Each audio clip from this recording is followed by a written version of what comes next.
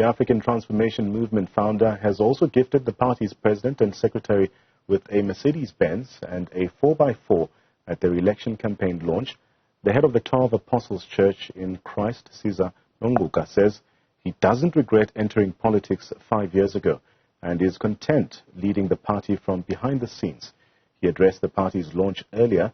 Newzroom Afrika reporter Govan Whittles is there and joins us now. Govan, what has been said regarding the ATM's approach to these crucial elections coming up in 2024? Well, what's clear is that the ATM intends to reach out to some of the political parties that it considers allies as it goes towards the 2024 elections. This campaign launch by the ATM was interesting for a number of reasons. Firstly, because of some of the comments given to Newzroom Afrika by the founder of the ATM, the head of the 12 Apostles Church in Christ, Caesar Nongqunga. And in it, he explains that he believes he made the right choice, the church made the right choice to establish the ATM, that he's happy leading from behind the scenes, that he believes the ATM will perform much better in the 2024 elections, and that Vuyo Zungula is the right person to lead it towards those elections. And he says he gifted him a Mercedes Benz and the Secretary General a 4x4 just because it was his duty as the spiritual father to look after his children. And that is what he has been doing here. This event is an ATM election campaign launch, but it's also an annual gathering for the TACC. And this year it's including the campaign launch because of the elections next year. But it underscores how the TACC and the church remains an integral part of the ATM. Let's bring in the national chairperson of the party, Ms. Mandisa Mashia. Thank you so much for your time, Ms. Mashia. So there were thousands of people here, not as many as you thought may have been here, but it is your first campaign launch ahead of an election at this scale. How do you think it went? It went very well. We're very much appreciative of the people that have come in their numbers, as you say, that it was our first national launch preparing for 2024 elections. The people that are here are actually less than the people that would have loved to come here.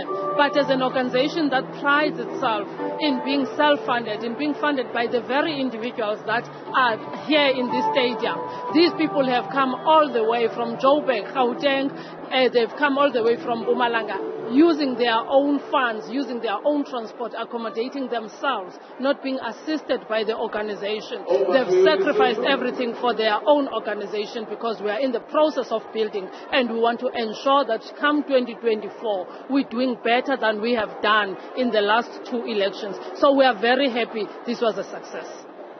We'll get back to the organization and its structures, but the president has called for unity among the political parties in South Africa ahead of the election. How would you summarize the election campaign points of the ATM?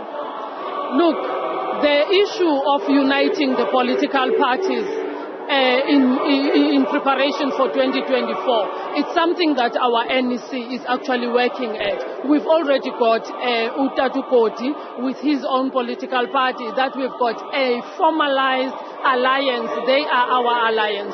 We are currently working and talking to other political parties.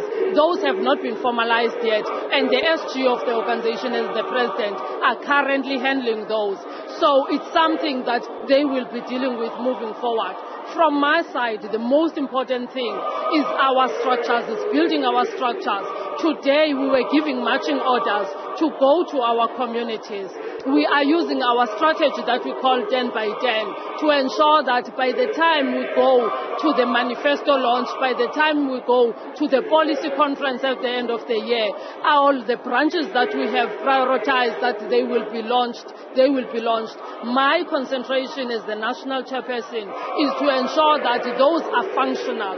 During the last 5 years, we were new. We did not structure our organization. We only were supported by people who believed in our values, who believed in our organization. Now we are putting formal building blocks in terms of formal branches. And that is what I'm currently overseeing as a national chairperson. So are these new structures an extension of the TACC church?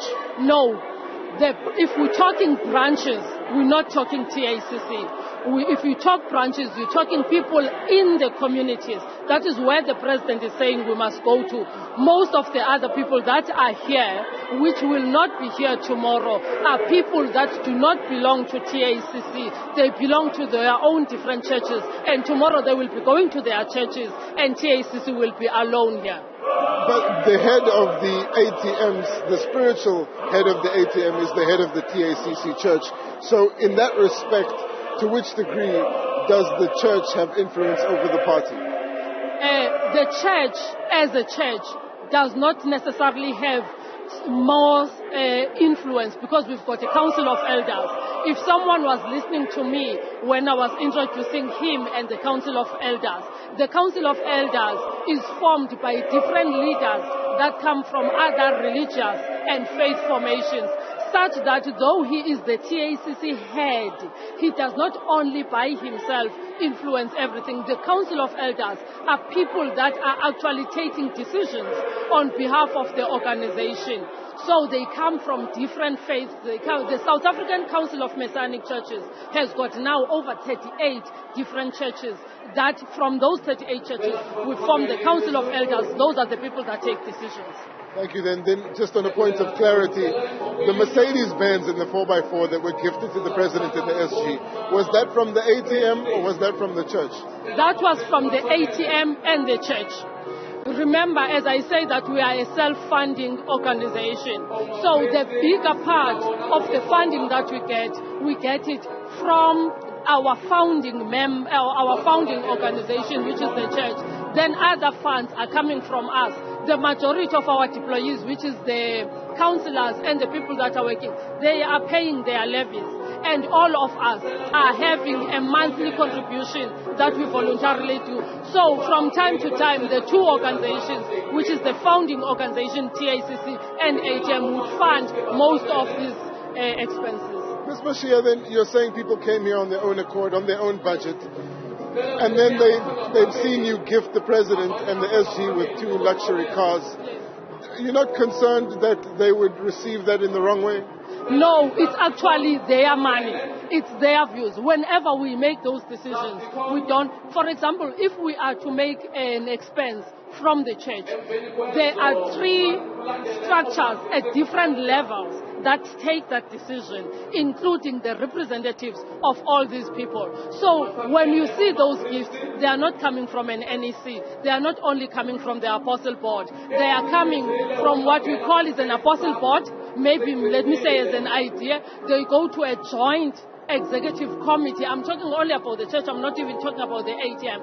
The joint executive of the church is formed by different structures of the church up to the lowest level of the people. So when those expenses are done, they are done out of their own offering what they want to see happening. Let's go back to the structures. You had said that you plan to build them ahead of the elections. In the last national elections, you managed about 80,000 votes. That's 2 seats in parliament.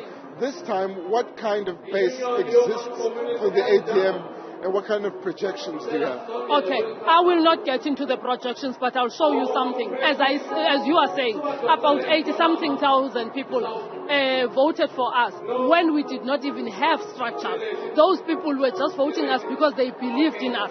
Now we are working with structures. Each and every voting station, each and every ward currently have got seat planters. We are working at building branches of the ATM, people that are not just supporting us, people that are members. Those will be the foot soldiers that will be multiplying themselves ahead of the elections. Thank you so much, Ms. Mandisa Mashia. She's the national chairperson of the ATM. Well, they're headed off into communities with those branches to implement some of the points from the election campaign that was formally launched here at the Nelson Mandela Bay Stadium by the president of the ATM, Vuyo Zungula, as well as the NEC, of course, under the watchful eye of the head of the TACC Church, Caesar Musa. And what we do know a little bit later is that this event will continue because there are representatives from different churches affiliated to the South African Council of Messianic Churches across the continent, who are essentially bringing their choirs up to greet the spiritual leader of the ATM, the head of the TACC.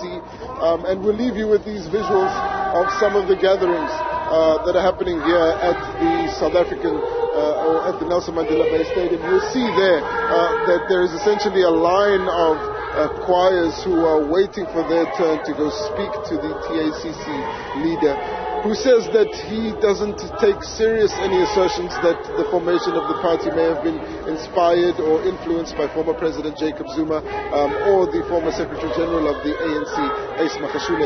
We'll bring you some of that commentary by the TACC leader a little bit later as we continue our reporting. But for now, stay tuned to Newzroom Afrika as we bring you news and insights and all the latest developments of the day. We'll take a short break, but we'll be back after this.